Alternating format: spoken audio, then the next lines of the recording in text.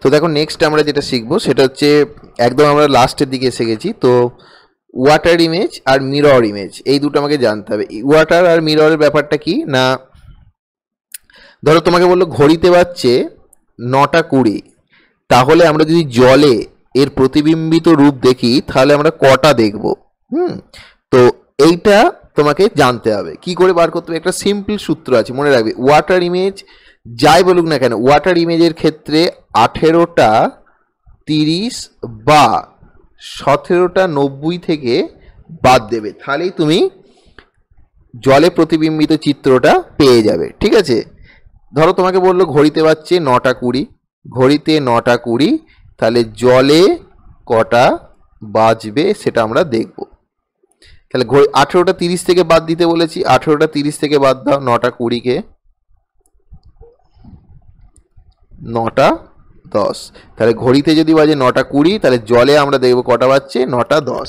এই যে 18টা 30 আর কখন আমরা 17টা 90 থেকে বাদ দেব না, ধরো এই 30-এর বেশি যখন দিয়ে দেবো, ধরো তোমাকে বললো ঘড়িতে বাজছে 7টা 40, তাহলে আমরা জলে কটা দেখব। ঠিক আছে, তো 17টা 40 থেকে তখন আমাকে 18টা 30 থেকে বাদ দেওয়া যাবে না, তখন আমাকে কি করতে হবে, 17টা 90 থেকে আমি বাদ দেবো, কারণ 18টা 30 এখানে 40-এর থেকে কম হবে। তখন আমরা 5 আর এখানে 0, 10টা 50। তাহলে 10 ঘড়িতে যদি বাজে 7টা 40, তাহলে তোমার জলে আমরা দেখব 10টা 50। তাহলে ওয়াটার ইমেজের ক্ষেত্রে মনে রাখতে হবে, ওয়াটার ইমেজের ক্ষেত্রে কি না 18টা 30 বা 17টা 90 থেকে আমরা বাদ দিলেই ওয়াটার ইমেজের চিত্র আমরা পেয়ে যাব। নেক্সট দেখো মিরর ইমেজ। মিরর ইমেজের ক্ষেত্রে কি, মিরর ইমেজের ক্ষেত্রেও একটা ফর্মুলা আছে, সেটা হচ্ছে কি না 11টা 60 অথবা 23টা 60 থেকে বাদ দিতে হবে। সেম বললো ঘড়িতে বাজছে 9:20, তাহলে আমরা আয়নায়, মিরর মানে কি আয়নায় আমরা কটা দেখব, তাই তো।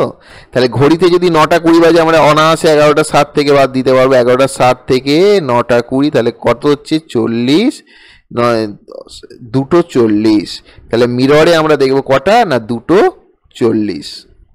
ঠিক আছে, এবার আমরা 23টা 60 থেকে কখন বাদ দেবো, ধরো তোমাকে বললো ঘড়িতে বাজছে 12টা 20, এই যে 12টা 20, দেখো 11টা 60-এর 11 থেকে 12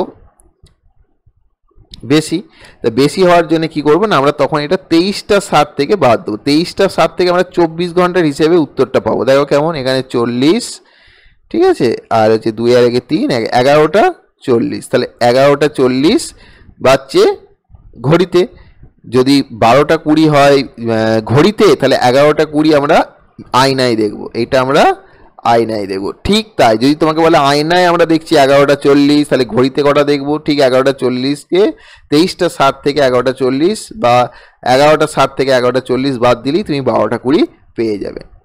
তো আশা করি সবাই বুঝতে পেরেছো। আজকের ভিডিওটা দেখে যদি তোমার মনে হয় যে কোনোভাবে উপকৃত হচ্ছ, তাহলে তোমরা চ্যানেলটাকে লাইক শেয়ার করবে এবং কমেন্ট করে জানাবে। আমি চেষ্টা করব তোমাদের রিজনিংয়ের ভিডিওগুলো কন্টিনিউ করতে, যাতে তোমরা আগামী পরীক্ষায় খুব ভালো একটা স্কোর করো। রিজনিং একটা স্কোরিং সাবজেক্ট, এবং তোমরা চ্যানেলটার পাশে থেকো। আর আমাদের অফলাইনে নতুন ব্যাচ শুরু হয়েছে। অফলাইনে হলে কি হয়, অনেক প্রচুর মক টেস্ট থাকে, সেইগুলো নিয়ে এবং আরও অনেক বিস্তারিত আলোচনা করা যায়। তো আমাদের অফলাইন ব্যাচ শুরু হয়েছে, সেখানে ডিফেন্সের একটা স্পেশাল ব্যাচ চলছে, এছাড়াও পঞ্চায়েত, ক্লার্কশিপের মক টেস্ট ক্লাস সবই চলছে। তো তোমরা অফলাইনে ক্লাসেও জয়েন করতে পারো, ক্লাসটা দেখে যেতে পারো। তো আজ এই অবধি থাক, নেক্সট দেখা হচ্ছে আবার একটি ভিডিওতে। Thank you.